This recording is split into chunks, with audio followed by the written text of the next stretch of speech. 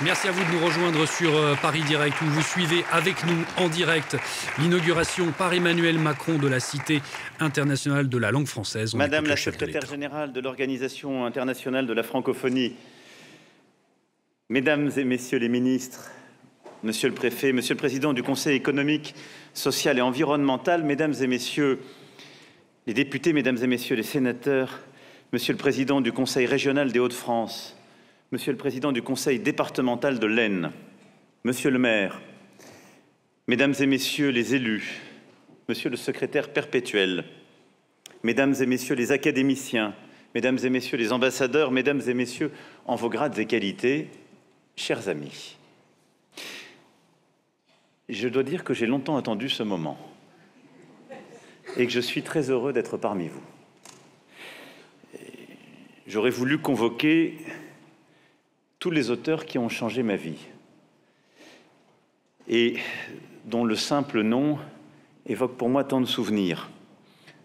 Beaucoup de nos plus grands auteurs qu'on retrouve au détour d'une Pléiade ou ceux qui forgent notre panthéon plus intime. Il y a nombre d'odeurs, de couleurs, de goûts, d'expériences que j'ai sans doute vécues dans la littérature française avant même de les connaître, que notre langue m'a fait percevoir avant même de les vivre. Mais si je suis là devant vous, c'est peut-être pour tâcher de répondre à 3 questions simples. La première, pourquoi dans ce lieu et ce château aujourd'hui faire une cité internationale de la langue française? La deuxième, c'est en quelques mots essayer de dire ce que sera cette cité. Et puis, le troisième, plus difficile encore, est d'essayer de dire ce que la langue française a d'essentiel pour nous tous et toutes aujourd'hui. Nous retrouver ici, dans ce beau département de l'Aisne, dans ce Valois aux confins de l'Aisne et de l'Oise, pour un enfant de la Picardie comme moi, est une expérience que je n'aurais pas imaginée. Elle a pour racine un moment, il y a presque 7 ans. C'était en mars 2017, au cours d'une campagne présidentielle. Certains m'accompagnaient, Jacques Krabal, qui s'en souvient sans doute, et quelques autres. Nous descendions place du docteur Mouffier, face à la statue d'Alexandre Dumas. Première expérience en arrivant dans cette ville. Dumas est né ici. Par les hasards de l'histoire et des aventures familiales, comme vous le savez, son père, général d'Empire à la retraite, qui était lui-même le fils d'un marquis parti à Saint-Domingue et d'une esclave noire, était insolent, indiscipliné. Il avait fini ses jours avec peu de fortune dans la famille de sa femme. Alexandre Dumas, oui, né ici, avec beaucoup de fierté, lui-même revendiqué d'être né à 2 pas de la Ferté-Milon, où Racine avait vu le jour, et de Château-Thierry, où La Fontaine avait grandi. La langue française est là partout, déjà. Dans ce pays, dans ce lieu, derrière cette statue, dans ce pays de Valois que j'évoquais, qui est au fond au cœur d'une carte du tendre de la vie politique et littéraire française. Nos rois, j'y reviendrai, y ont vécu, chassé, parfois décidé, et ces paysages ont été au cœur à la fois des auteurs que je viens de citer, de Racine à La Fontaine. Nerval y fut tant inspiré, Claudel, là aussi, partagea une partie de son imaginaire et de sa vie. Et donc, oui, le Valois n'est pas un lieu comme les autres, épicentre politique et littéraire. Et puis, en parcourant quelques mètres, nous sommes arrivés devant ce château. Il était, en mars 2017, totalement fermé à la ville, on s'en souvient. Claque murée, et poussant la porte, on rentrait dans cette cour qui était totalement délabrée, on ne pouvait pas rentrer. Il menaçait de s'effondrer. Patrimoine en péril, et je prenais alors, le soir même à Reims, l'engagement de pouvoir raviver ce lieu, de lui redonner sa force, sa beauté, d'y retrouver l'histoire. Ce lieu, ce château fait partie des quelques-uns qui ont été en effet, si je puis m'exprimer ainsi, réinventés par François Ier. En effet, François Ier, sortant de sa captivité, revient en France et décide avec plusieurs grands architectes de l'époque, au début des années 1530, de créer ou de réinventer plusieurs de nos lieux, donnant d'ailleurs à l'architecture renaissante française ses heures de gloire. Villers-Cotterêts, Fontainebleau, quasiment cousin de ce château, Saint-Germain-en-Laye, le Louvre dans sa nouvelle figure, et donc ici même, dans ce qu'il appelait lui-même Mon-Plaisir, les travaux sont lancés au début des années 1530 et ce lieu deviendra un lieu de chasse régulière, de séjour régulier et de gouvernement. Et donc, en effet, dans ce lieu où, imaginez, une seule seconde, Rabelais, Clément Marot sont venus passer des séjours, François Ier vient chasser et gouverne. Henri II l'adore. Molière, dit-on, y donne, certains y ont fait référence. Molière y donne Tartuffe pour Louis XIV. Puis, au moment de l'an 2, cela devient une caserne pour soldats et le consul Bonaparte décide d'en faire un asile pour les mendiants. Puis, à travers les âges, ce lieu devient hospice, commandantour durant la Deuxième Guerre mondiale, puis redevient un lieu de solidarité pour les sans-abri âgés durant plusieurs décennies, avant de tomber progressivement à l'abandon. Et l'abandon fut complet en 2014, même si une partie du bâtiment fut abandonnée bien des années plus tôt. Ce lieu, vous l'avez compris, à travers l'histoire, ne méritait qu'une chose, c'était d'être ranimé. Il est au cœur de ce pays de Valois que j'évoquais, de cette forêt de Retz, qui était elle aussi un bijou du patrimoine naturel. Il nous fallait donc restaurer ce trésor de notre patrimoine et en quelque sorte, en le restaurant, lui redonnant sa vocation. Or, celle-ci, sa voix au sens propre du terme, est notre langue. Toujours, comme dans ce pays, au croisement de l'aventure littéraire et politique. Car, si en effet François Ier a pris cette décision architecturale, il a ici aussi pris un acte éminemment important, cette ordonnance d'août 1539. L'un des textes juridiques les plus anciens que l'on retrouve dans les collections et dans le parcours ici décidé, l'un des textes juridiques les plus anciens en vigueur en France. Et François Ier décide ainsi d'imposer que tous les actes du royaume fussent désormais prononcés, enregistrés, délivrés, je cite l'ordonnance, aux partis, en langage maternel français et non autrement, c'est-à-dire non plus en latin. Savoir si cette expression de langage maternel français désignait le français uniquement ou englobait d'autres langues maternelles de la France d'alors est un débat de spécialistes dans lequel je ne me hasarderai pas. Mais le français devient alors, par cette ordonnance, la langue de nos lois, de nos textes, la langue de la justice, et elle devient alors symboliquement et réellement ouverte à la compréhension de tous, et non plus réservée simplement aux clercs et aux lettrés. Égalité, règle commune.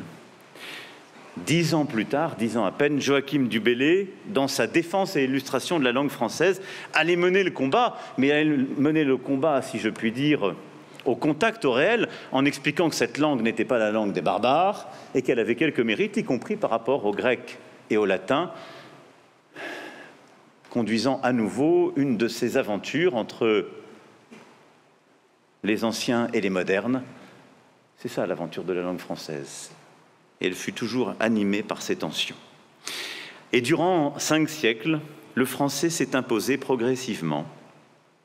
Langue du royaume, langue forgeant la nation, puis langue de la République, jusqu'à sa consécration en 1992 dans notre Constitution, puis la loi, cher Jacques Toubon, qui allait en défendre l'importance dans nos textes et usages.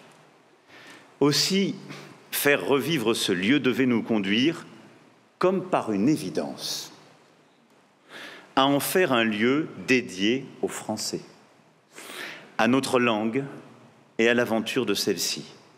En fidélité à l'ordonnance de 1539 et à ce Valois si essentiel dans notre littérature, et en nous embarquant jusqu'aujourd'hui à travers l'histoire et les continents pour le faire vivre.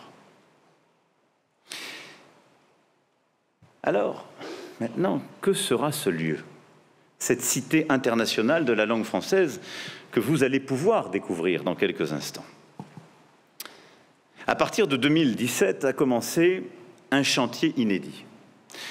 23 000 mètres carrés, 265 000 ardoises, des milliers de pierres de taille, aux mains de plusieurs dizaines d'entreprises, 600 compagnons, coiffés d'une verrière unique en son genre. Ce projet a été voulu comme exemplaire. Exemplaire par son efficacité et sa durabilité, comme on dit. Preuve aussi que les délais courts ne détournent pas du temps long. Les clauses d'insertion sociale ont permis de recruter 150 salariés locaux et de réaliser plus de 90 000 heures d'insertion. Exemplaire aussi dans sa volonté d'être au service des Cotrésiens. Que cela reste leur diamant dans la forêt, pour reprendre les mots de l'une d'entre vous, celui qui a toujours veillé sur les promenades, les pique-niques et les premières romances qu'abritait son parc. Jusqu'ici, il y veillait derrière des grands murs, comme je le disais, ils vous sont désormais ouverts. C'est un lieu aussi unique, car jamais une institution n'avait été consacrée à l'histoire de notre langue. Aucun projet culturel porté par un président de cette ampleur n'avait encore été implanté en dehors de Paris. Et jamais de tels investissements n'avaient bénéficié en matière de culture au département de l'Aisne. C'est bien une cité et non pas un musée. Car le parcours permanent s'enrichit de lieux de vie, de rencontres, de loisirs et de savoir, où se tiendront des formations, des ateliers, des résidences d'articles, des chercheurs, un auditorium, un laboratoire de technologie linguistique. Chacun doit s'y sentir chez lui. Ceci a été possible et je veux en remercier les principaux artisans, parce qu'il y a eu une alliance extraordinaire de beaucoup de forces. D'abord, l'ensemble des équipes du ministère de la Culture, Madame la Ministre. Et je veux remercier vos prédécesseurs, l'ensemble de vos équipes, vous-même, remercier tout particulièrement également l'équipe du Centre des Monuments Nationaux, sous la houlette d'abord de Philippe Bellaval, puis de Marie Lavandier, et l'ensemble de leurs équipes. Paul Rondin, Xavier Bailly, Xavier Nord, commissaire principal du parcours, Barbara Cassin, Zef Gourarière, Hassan Kassi-Kouyaté, les co-commissaires, M. De Cinetti, qui a joué un rôle aussi important, tant d'autres en lien avec le ministère de la Culture, l'Organisation internationale de la francophonie, main dans la main avec beaucoup de ceux que j'évoquais, Olivier Vetz, architecte en chef des monuments historiques, l'agence Projectile qui a aménagé, conçu la scénographie et la signalétique, aux côtés de beaucoup d'entreprises partenaires, mais également les élus du territoire, Monsieur le maire, Monsieur le président de la communauté de communes, cher Monsieur de Montesquiou, qui avait porté le projet dès le début, Monsieur le président, cher Nicolas Fricoteau, pour le département, Monsieur le président de la région, cher Xavier Bertrand, et cher François de Coster, votre vice-président en charge de la culture, le service de l'État, le préfet de l'Aisne et le comité de pilotage, tous les élus du territoire, et cher Jacques Krabal, en évoquant le rôle important que vous avez joué dès le début, ont été associés, ont pensé ce lieu et vont continuer de le penser, car ça n'est qu'un début. La forêt qui est là a abrité à coup sûr l'imaginaire des aventures des Trois Mousquetaires, et de Loupiac à Maastricht, ce lieu est aussi sur la dorsale des aventures de Dumas et de ses épopées françaises. Rien n'aurait été possible aussi sans la participation de tous les opérateurs de l'Organisation internationale de la francophonie, chère Louise. Le soutien humain et financier de partenaires généreux du monde entier, au premier rang desquels le gouvernement du Québec, qui ont montré combien le français était un bien commun. Ensemble, vous avez façonné une prouesse architecturale, muséale, pédagogique, que nous allons continuer de faire grandir, surtout de faire vivre. Vous avez exploité le meilleur du numérique et de l'immersif, remonté le temps, collecté nos expressions et régionalismes, adapté votre discours à tous les publics, rendu palpable l'immatériel, mis des mots sur ce qui échappe aux mots, justement une langue, son histoire, sa spécificité, ses paradoxes. Et ce lieu sera évidemment en lien avec tous ceux de la région, avec tous les autres lieux d'ailleurs, de Château-Thierry que j'évoquais tout à l'heure, Pierrefonds, Compiègne. Il y a justement cette carte complète, et je ne suis pas ici exhaustif, de toute la région pour faire ce chemin culturel, mais aussi la Bibliothèque nationale, l'Imprimerie nationale, le Centre national du livre et tant d'autres qui auront à faire vivre et rayonner ce qui est autour de notre langue et sans laquelle elle n'est rien. Et donc, vous l'avez compris, ce projet est à la fois un projet patrimonial qui permet de faire revivre cette façade royale, l'escalier du roi et de la reine, la chapelle, de manière magnifique, et donc ces trésors de notre architecture renaissante française. Réinventer la cour du jeu de paume, inondée de mots. Ce sera un lieu de culture vivante. Musée Odyssée, et donc cité à travers laquelle nous irons de mot en mot, de livre en livre, interactive, immersive, salle de spectacle également qui permettra ici de partager l'expérience de la langue comme vous l'avez un instant vécu avec plusieurs de nos actrices et acteurs. Ce sera un lieu pour les enseignants et leurs élèves, pour venir apprendre, découvrir, étudier la langue française, pour venir se former également au français et à la littérature, un lieu pour les traducteurs, un lieu pour les artistes, j'y reviendrai tout à l'heure, et donc lieu de spectacle ouvert à la ville, à la région, et de ce soir, un spectacle sera ici offert, mais je sais que cela n'a pas attendu l'ouverture officielle et que vous avez, depuis plusieurs mois, ici même, déjà commencé à créer et à faire vivre le lieu. Voilà répondu rapidement à la deuxième question. Maintenant, pourquoi, dans un moment aussi difficile, grave, lourd pour la nation et pour le monde, pourquoi venir parler de la langue française et pourquoi est-ce si important? J'entendais les voix qui s'élevaient pour dire c'est bien le moment. D'autres pour dire c'est pas le bon projet, il fallait pas faire ceci, il fallait pas faire cela. Projet de Tartuffe, justement, disaient les uns. La langue ne se met pas dans un musée, ça tombe bien, c'est une cité. Elle est ouverte. Et la langue est toujours un objet de controverse. Et qu'il y ait des débats passionnés sur la langue française est un signe de bonne santé. Peu de pays ont des débats aussi passionnés sur leur langue. Merci de le permettre. Les uns disent il y a des bouderies à l'Académie. La crème de la crème est là. Non. C'est important, pourquoi? Je le dirais au fond de manière simple pour deux raisons. Parce que la langue française bâtit l'unité de la nation et parce que la langue française est une langue de liberté et d'universalisme. Et ces deux raisons, dans le moment que nous vivons, suffisent à justifier l'importance de ce projet et du moment que nous partageons. Notre unité d'abord. À un moment où les divisions reviennent, les haines ressurgissent, où on voudrait renvoyer les communautés dos à dos, les religions, les origines. La langue française est un ciment. C'est un ciment. Et elle explique très bien notre rapport, tout à la fois à la nation et à la République. Elle est ce qui nous forge. Choisissez-la, adoptez-la, vous en êtes. Nous sommes un pays qui a adopté tant et tant d'écrivains qui n'étaient pas nés dans cette langue mais l'ont fait vivre. Mais surtout, nous sommes un pays qui s'est unifié par la langue.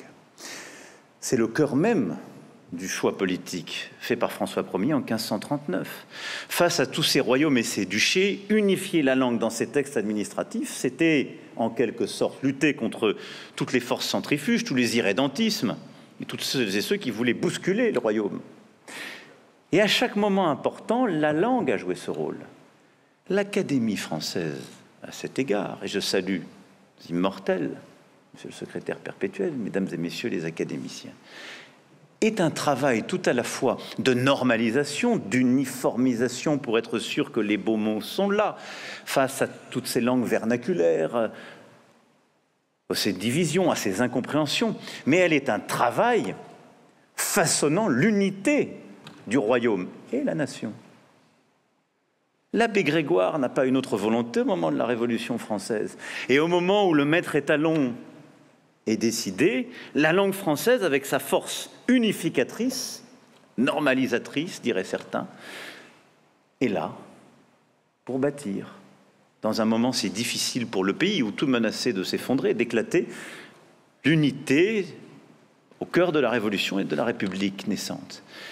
Et lorsque la Troisième République, après le coup de la défaite de 1870, cherche à consolider le pays, que fait-elle? La langue, encore. La première mission demandée à nos enseignants, c'est la langue française. L'apprendre, la transmettre.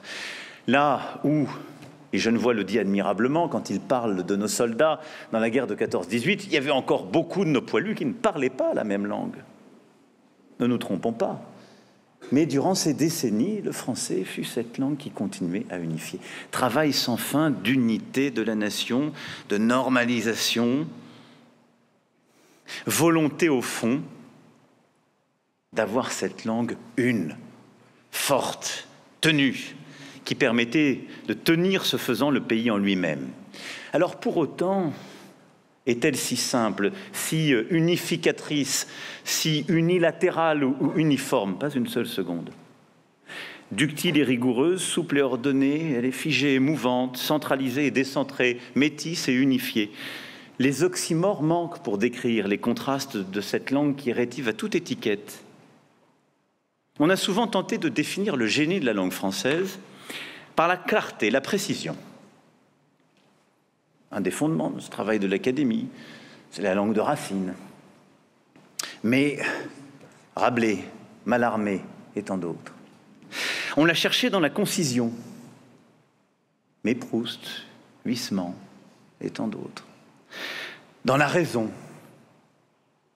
Mais Ionesco, Queneau, les Oulipo et tant d'autres.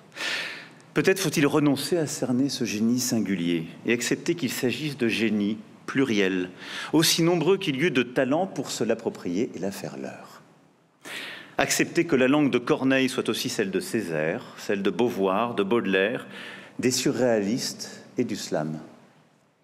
Celle de tous les écoliers, en tout cas grands ou petits, qui ont un jour inscrit « cahier de français avec application » en tête d'une page vierge.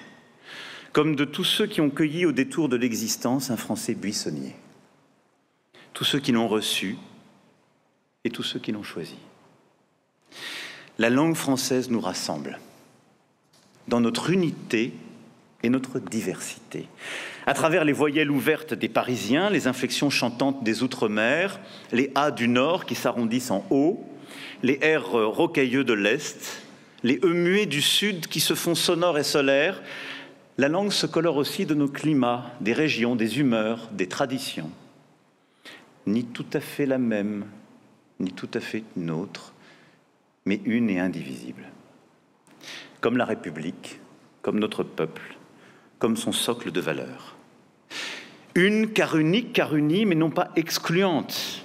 Elle a vécu avec tant de langues vernaculaires, de patois, d'argot. Surtout, elle doit cohabiter harmonieusement avec nos 72 langues régionales, dont le breton, le basque, le béarnais, le gascon, le provençal, tous les occitans, le catalan, le corse, les parlers romans ou créoles, les langues kanak, polynésiennes. Un Français peut parfaitement se réclamer de plusieurs appartenances linguistiques. Chacun a le droit de connaître, parler, transmettre sa ou ses langues, et c'est un droit non négociable. Toutes les langues sont égales du point de vue de la dignité. C'est pourquoi je veux que nos langues régionales soient encore mieux enseignées et préservées, qu'elles trouvent leur place dans l'espace public, en un juste équilibre entre leur rôle d'ancrage de langue régionale et le rôle essentiel de cohésion de la langue nationale. Chez tout être humain, écrit Amin Maalouf, existe ce besoin d'une langue identitaire. Chacun de nous a besoin de ce lien puissant et rassurant. Mais il faut entendre dans ce mot d'identité, surtout chez vous, non pas une identité contre une identité meurtrière, mais une identité avec, qui ajoute, qui grandit, qui multiplie. Et là est précisément la force du français.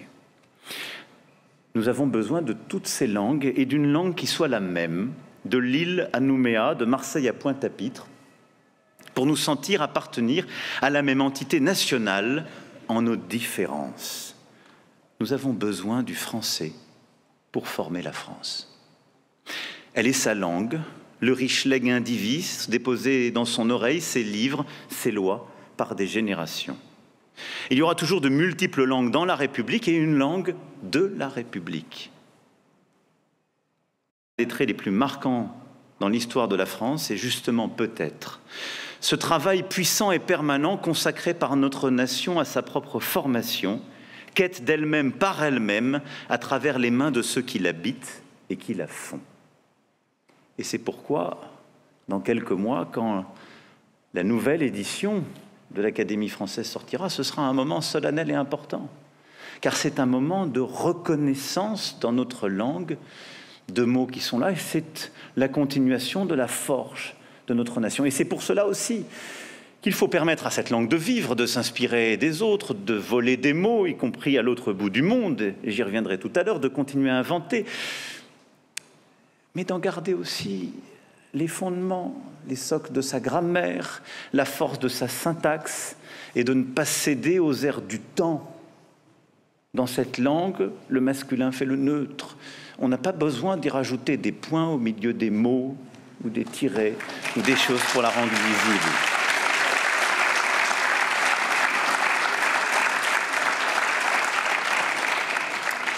La France est une œuvre née de volonté, volonté plurielle, contrastée, contraire parfois, bouillonnant dans le grand creuset tricolore. On y lit tous ces tiraillements, ceux d'un peuple à la forge de sa nation. L'unité, donc, c'est important, la langue. Et c'est important parce que chercher ce qui nous divise le plus, les malentendus, ce qui fait que on peut parfois aller jusqu'au pire, monter jusqu'aux plus grandes tensions, c'est quand la langue fait défaut. Lorsque les malentendus naissent et que les quiproquos deviennent des sujets de conflit, et plus encore, lorsqu'on considère que la langue n'est plus l'expression des désaccords et que la violence peut se substituer. La langue est un trésor d'unité, surtout en France, à commencer par la France.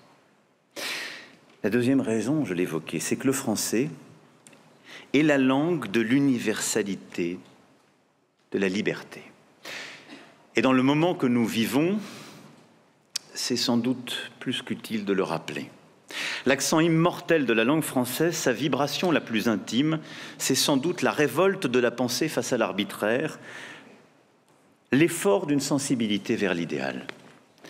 C'est d'avoir été la langue du doute cartésien, de la Déclaration des droits de l'homme et du citoyen, de J'accuse, d'avoir forgé le traité sur la tolérance et le dernier jour d'un condamné. Et il lui restera toujours quelque chose dans son architecture, comme une facilité à offrir ses résonances à la veuve, l'orphelin et l'opprimé, une invitation à prêter ses échos au chant universel de la liberté. En disant cela, il ne faut pas avoir une seule seconde d'angélisme. La propagation du français dans nos régions, comme à travers le monde, dans nos colonies, s'est faite aussi par la contrainte. Son sacre s'est aussi fait contre ses valeurs. Mais la grande force de ceux auxquels on a imposé cette langue, ce fut d'adopter ces valeurs et de les y réinsuffler.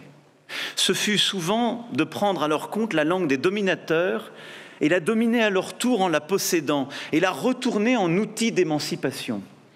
C'est la métaphore de Toussaint Louverture. C'est lui le plus beau rapport à la langue et à la République.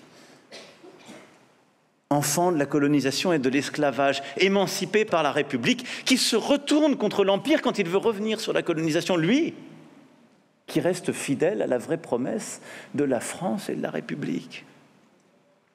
Il est la métaphore de ce chemin de la langue, de la colonisation à la décolonisation. Car en choisissant pour langue de leur création artistique le français, ils abolissaient et continuent d'abolir le rapport subi. Ils l'annoblissaient, ils retournaient l'humiliation en fierté. C'est par Senghor, par Césaire, par Kateb Yassine, Mariama Ba, Marie Scondé, tant d'autres, qu'a été fondée la possibilité morale de dissocier l'opprobre des colonies et la beauté du français. La langue française, cet outil merveilleux dans les décombres de la colonisation. Ces mots sont de Senghor. Et d'ailleurs, tous les grands discours de décolonisation n'ont-ils pas été pensés, écrits et dits en français? Et la francophonie ne fut-elle pas cette organisation inédite, défendant une langue, la paix, la liberté, la démocratie et ses valeurs, voulues par des présidents qui n'étaient pas français? Bourguiba, Senghor, Dioris, Sihanouk. Aventure d'émancipation par le français. La plus vaste capitale francophone du monde aujourd'hui, celle où le français compte le plus grand nombre de locuteurs, n'est pas Paris, mais Kinshasa.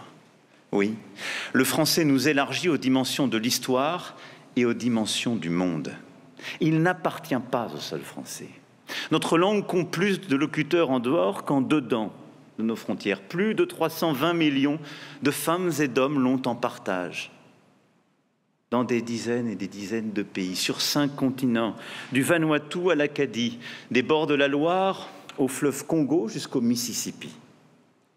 Tant d'autres prononcent, sans le savoir, des mots enchâssés dans leur langue natale, des éclats de cette langue française qui a donné 5000 mots au turc, 30 000 mots à l'anglais.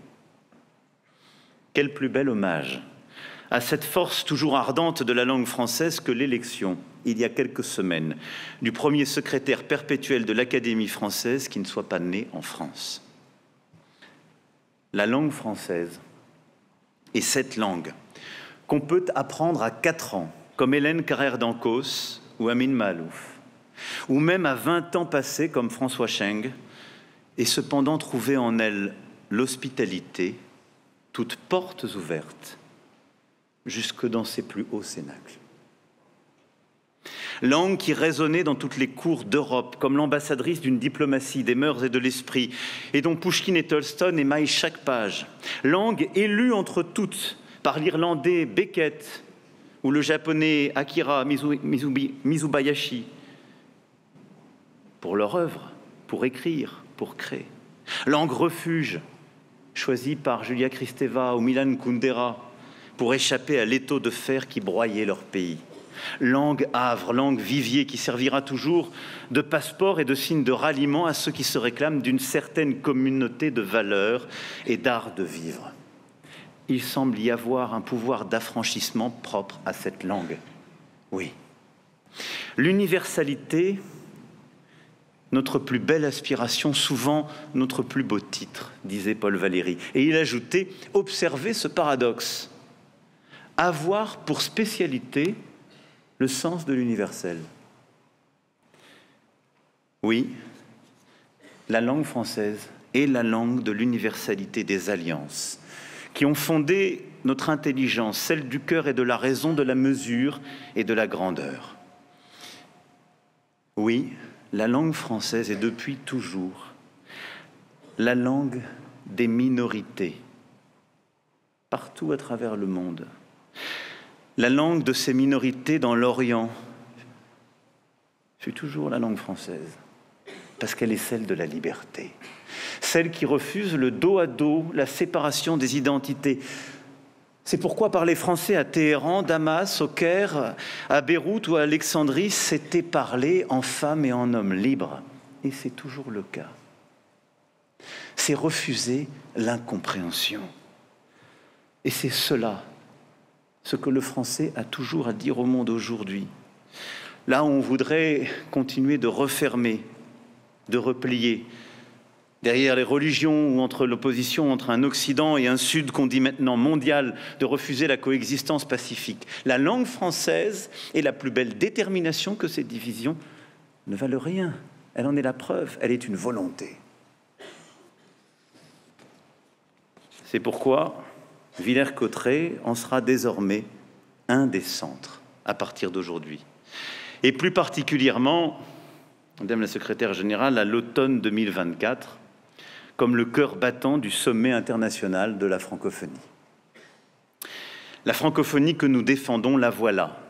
Elle est celle qui ouvre des portes aux étudiants du nouveau campus franco-sénégalais depuis 2018, celle qui a développé, à travers le réseau des alliances françaises, des lieux d'échange, de création, de rencontres, riches de 829 implantations qui en font le plus grand réseau culturel international du monde, celle qui finance par 350 millions d'euros chaque année les systèmes éducatifs des pays francophones sur d'autres continents, celle qui a ouvert, depuis mars 2018, 72 nouveaux établissements français à l'étranger, changeant le quotidien de 40 000 élèves supplémentaires, dont les 2/3 sont étrangers.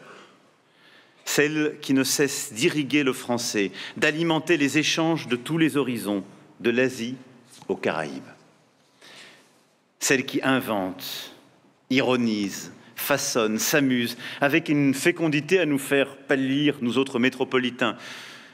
Tout le monde ne connaîtra pas ici le mot ziboulateur, même si les élèves ici présents tout à l'heure nous l'ont chanté, ou tataouiné, ou camembéré, mots qui sont inscrits en bonne place sur la verrière de la cour du jeu de paume derrière moi, et dont la signification pourrait vous surprendre, mais je ne veux ici rien vous divulgacher pour employer une autre belle invention québécoise. Notre dictionnaire des francophones, lancé depuis 2 ans, a déjà 600 000 entrées et peut tutoyer le million. Les rencontres alternées des premiers ministres québécois et français ne cessent de porter leurs fruits. Les médias, plateformes en ligne, la bibliothèque numérique francophone émergent, touchant un public immense. Et je pourrais énumérer longtemps tous les salons, labels, états généraux du livre francophone, universités d'été et d'hiver, expositions qui fleurissent à travers le monde. La francophonie, c'est cela. Un lieu de célébration, d'invention, de création qui rassemble les forces vives autour d'un dynamisme créatif, culturel, économique aussi de notre francophonie. Et cette vitalité économique et entrepreneuriale sera au cœur aussi de ce prochain sommet. Cher Président, merci pour votre engagement. Nous le savons, car c'est aussi une langue qui permet de commercer, d'échanger à travers le monde. Et cette puissance permet aussi à des générations de se laisser convaincre, de la rejoindre et de véhiculer d'un continent à l'autre tel ou tel mot. Ne le voyons-nous pas ici même, dans cette cité, à travers nos paquebots et porte-conteneurs? Voilà l'importance du français comme part d'universalité et de liberté. Et voilà l'importance de notre francophonie. Alors, c'est pour cela, et je terminerai par cette dernière remarque, que seront tout particulièrement honorés dans ces lieux 5 figures essentielles pour poursuivre ce grand travail d'unité et d'universalité de la langue française. Les professeurs, les écrivains et créateurs, les comédiens, les bibliothécaires et les traducteurs. Ces figures essentielles, ce sont toutes celles et ceux qui transmettent et font vivre le français, dans cette pulsation constante qui fait que le français, comme toute langue, se transmet par ses règles, son carcan, diraient certains, mais la sédimentation de tout ce qui nous a précédés, et se libère, se crée, se réinvente. Nos professeurs seront ici chez eux, et je leur dis à nouveau toute ma confiance. Car oui, une langue se transmet, s'apprend. Son orthographe, sa grammaire, sa syntaxe, car c'est apprendre un commun. En le disant ici, j'ai évidemment une pensée pour Monsieur Bernard et tous ses collègues de français. Ce professeur est mort, assassiné lâchement, parce qu'il allait protéger. Mais il enseignait depuis des décennies le français et la littérature. Et dans cette belle région qui est la nôtre, à Arras, je suis sûr qu'il avait lui aussi fait découvrir tant de ses mots et de ses pièces de littérature à ses élèves. Je pense avec lui à tous les Monsieur Germain de la Terre, auxquels Albert Camus rendait hommage de manière si bouleversante. Et au fond, à travers eux, à tous ceux qui transmettent l'enthousiasme de notre langue. Au Bernard Pivot et à leur lecture, au Éric Orsena et à leur grammaire et chansons douces, au Alain Rey et à leurs formidables dictionnaires qui sont des voyages uniques, au Claude Agege et à leurs odyssées entre les langues si savantes. Tout cela ont changé la vie du jeune Amiénois que j'étais. Ils m'ont ouvert des continents par des mots. Et avec mes enseignants, m'ont permis de découvrir qu'on est libre dans cette langue parce qu'on peut y voir et y comprendre le monde.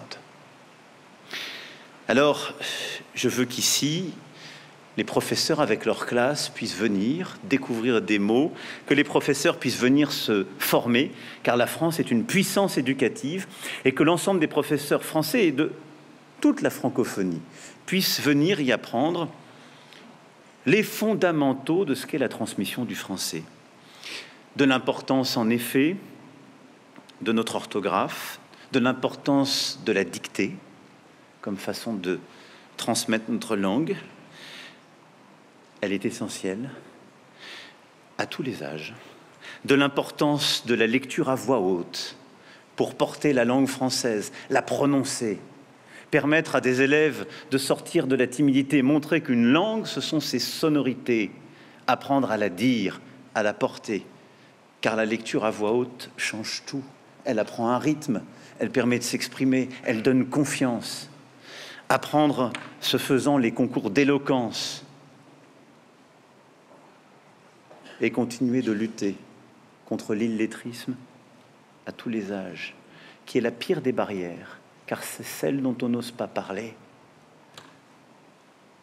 Un illettré, une illettrée ne se voit pas et n'ose le dire. Mais ce sont des murs qui vous empêchent d'accéder au commun de la nation, du pays. C'est pourquoi les professeurs, là aussi, à tous les âges, ont un rôle indispensable à jouer.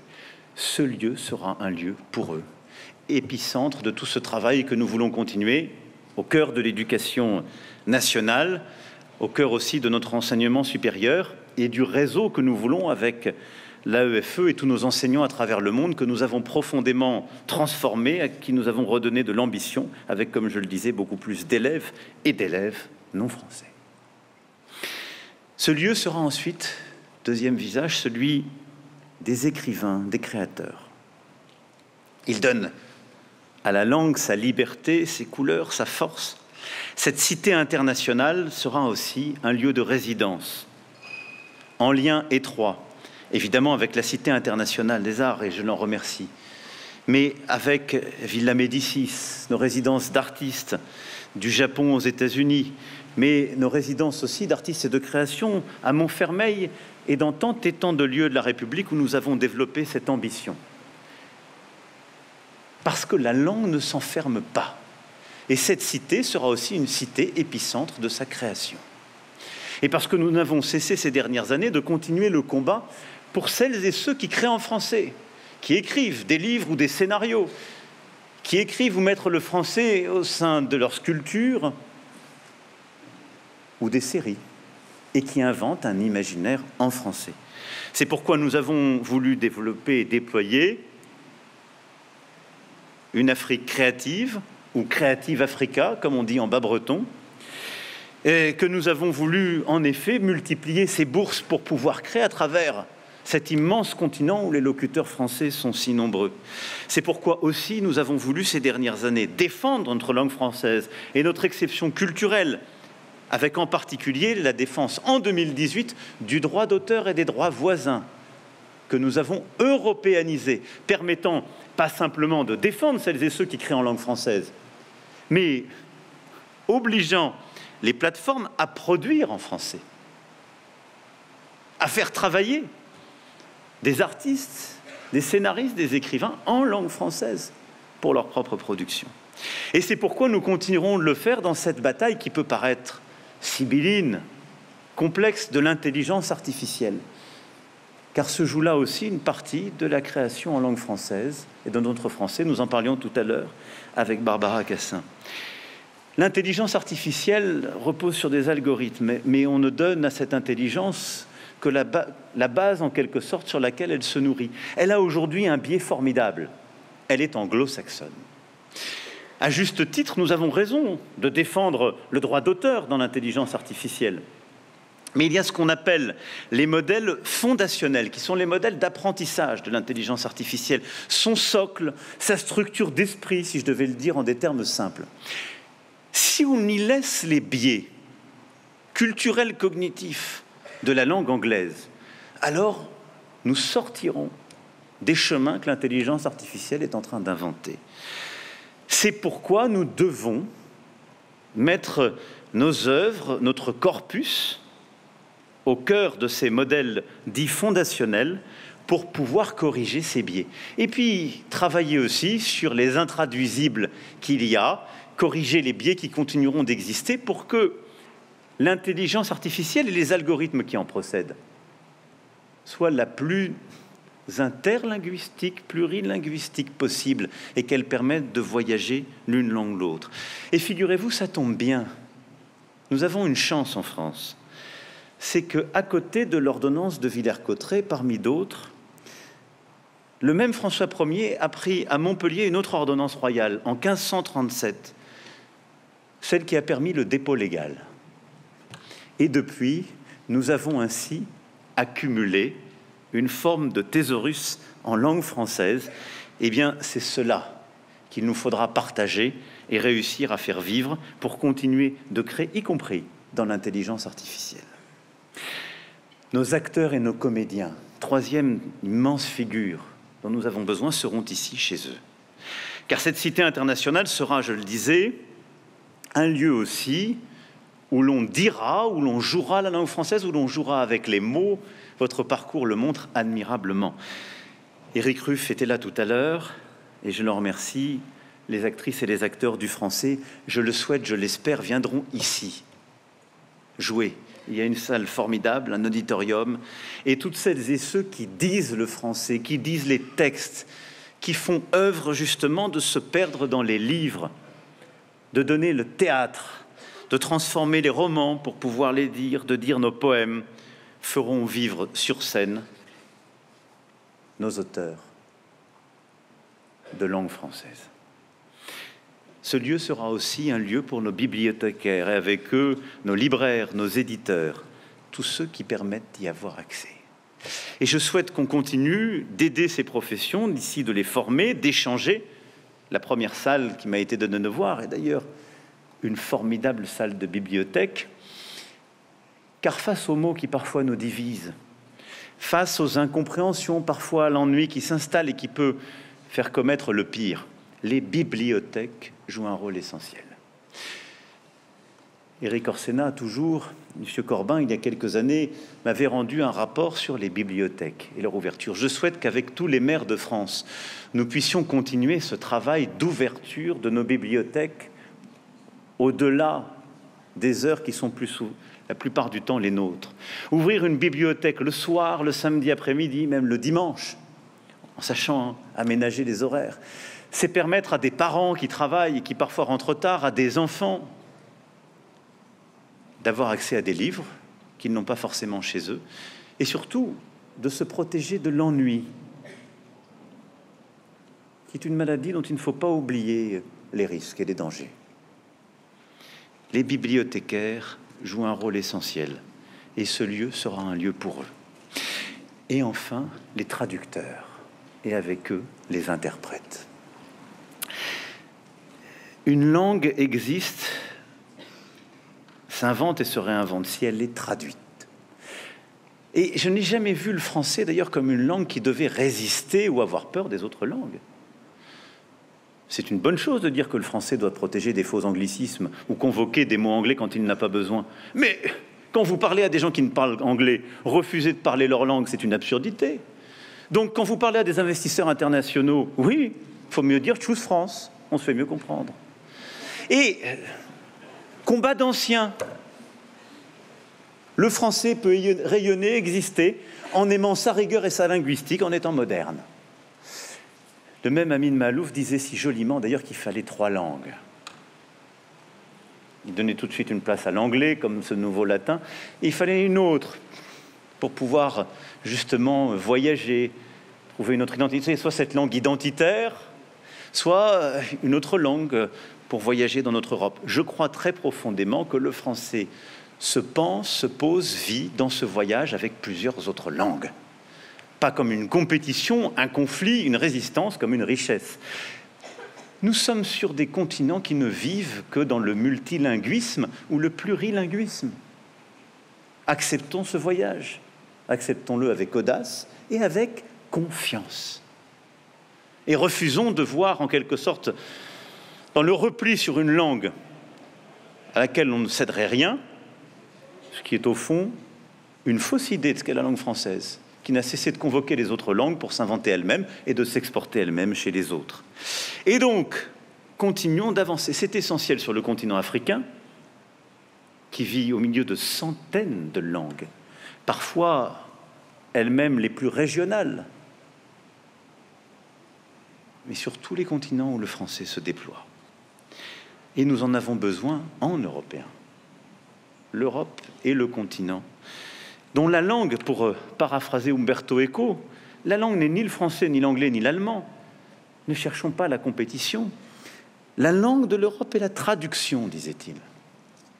C'est-à-dire ce point de passage de l'une à l'autre. L'apprentissage de la langue d'autrui, celle qui fait que Madame de Staël, avec Benjamin Constant, convoquait l'allemand ou l'anglais quand le français peinait à dire la complexité des sentiments ou permettait de sortir d'une habitude, d'un mot qui était teinté d'autre chose.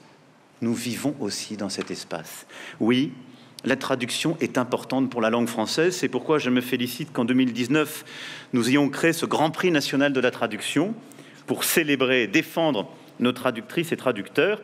Mais je veux que nous puissions aller beaucoup plus loin. Car la traduction du français dans des langues étrangères devient, dans beaucoup d'endroits, une forme de combat politique. Permettre à notre littérature, au fond, d'être accessible à des jeunesses du continent entier, pour lesquelles les livres en langue française ou nos auteurs dans leur langue n'existent que dans des livres trop rares ou trop chers. Kamel Daoud a eu une très belle formule. Il a dit « Lire Balzac en arabe ou dans d'autres langues fait partie de la francophonie ». Faire voyager nos auteurs de langue française dans des langues étrangères, c'est aussi faire voyager la langue française. C'est pourquoi il en a accepté le travail. Je souhaite aujourd'hui confier une mission toute particulière à Kamel Daoud. Celle, avec évidemment le Centre national du livre, les ministères compétents, et également tous nos éditeurs, celle de travailler sur les traductions des auteurs de langue française dans les langues étrangères. L'arabe et les principales langues sur lesquelles, justement, cette compétition se joue. Et de pouvoir nous aider à réussir à multiplier ces traductions, mais surtout à les rendre accessibles. Aujourd'hui, sur une bonne partie du continent africain, pour reprendre cette géographie, vous accédez quasiment pour rien à des livres qui véhiculent l'obscurantisme, à des livres qui disent des mensonges sur telle ou telle religion, et à des livres qui préparent le pire. Il est très difficile d'avoir accès à des livres, parfois d'un autre auteur africain, s'il écrit en langue française, ou à nos classiques. C'est une réalité. Parce que nous sommes trop chers ou trop peu traduits. Ce travail est essentiel. Parce que le but du français doit être de continuer de se répandre et d'être compris, et de pouvoir faire ce pont pour que des jeunes dont ce n'est pas la langue s'émerveillent devant Balzac, Flaubert, Kundera ou d'autres, en comprennent l'intelligence, aillent vers ce chemin et qui sait peut-être décide pour cette même raison d'apprendre le français, demain d'écrire. Et donc, je souhaite que ce travail soit conduit. Il est pour moi ô combien important et je sais pouvoir compter sur tous nos éditeurs, je le disais, sur le CNL, mais également sur notre audiovisuel public qui joue un rôle important, là aussi, dans ce rôle de passeur, de traduction, de compréhension des univers linguistiques. Notre audiovisuel extérieur public joue ce rôle, passant du français au Haoussa ou à tant d'autres langues sur le continent africain, ce que font très peu de médias publics ou de médias internationaux. Ces 5 grandes figures qui permettent de transmettre, de passer, d'inventer le français auront donc leur place ici, parce qu'elles aident à abattre des murs, comme on a abattu les murs du château vers le reste de la ville, et qu'on a permis aux habitants d'en reprendre possession. Le français est à vous, la langue française est à vous, ces lieux sont à vous. Je ne veux pas être plus long. Voilà ce que je voulais vous dire pour expliquer pourquoi nous sommes là et pourquoi c'est un combat si important. C'était un rêve fou, il y a presque 7 ans, de vouloir faire revivre ce château et de vouloir y faire une cité internationale pour la langue française. Vous avez réalisé ce rêve. Vous avez montré que une utopie, c'est une réalité qui simplement dépend de la volonté et de l'ambition de celles et ceux qui la portent. C'est la plus belle métaphore de notre langue et sans doute de notre nation. Les enfants de Villers-Cotterêts pourront ici se perdre dans la langue et qui sait, découvrir les odeurs qu'il y a sur le long du fleuve Maroni, ou entendre le bruit de la pluie dont parle Jacques Brel aux îles Marquises. C'est la même langue, la même pluie, pas tout à fait, mais ils compareront les impressions. Grâce à vous toutes et tous, cet ultime lieu de l'utopie réalisée, faites le vôtre, emparez-vous-en, faites-le vivre, continuez de le transformer, de le réinventer. Faites-le plus grand, plus beau. Formez des enfants, apprenez à des adultes. Créez ici des écrivains, des comédiens, des traducteurs, des interprètes. Faites-les voyager, accueillez. Soyez une langue hospitalière et voyageuse. La langue française, la nôtre. Vive la langue française, vive la République et vive la France.